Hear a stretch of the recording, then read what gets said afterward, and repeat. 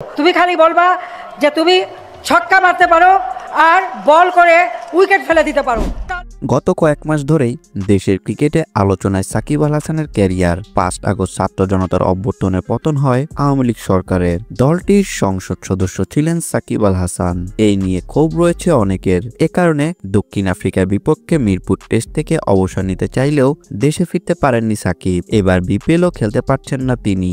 এর মধ্যেই শুক্রবার দুপুরে মিরপুরে সাকিবকে মিস করার কথা জানিয়ে ব্যানার হাতে স্টেডিয়ামের সামনে দাঁড়ান তার ভক্তরা। তাদের হাতে পোস্টারে মিস ইউ সাকিব আল হাসান 75, সাকিব তুমি বিজয়ের নাম, যা কখনো ভুলে যাওয়া যাবে না। সাকিবকে ছাড়া বিপিএল এ লবণ ছাড়া তরকারির মতো ইত্যাদি ব্যানার ছিল। পোস্টার হাতে দাঁড়ানো একজন জানান, সাকিব ছাড়া শুধু বিপিএল নয়, পুরো বাংলাদেশ ক্রিকেট অসম্পূর্ণ। আমরা সবাই জানি সাকিবের মানেটা কি। তার অনুপস্থিতি বিপিএল ও বাংলাদেশের ক্রিকেটের জন্য বড় ক্ষতি।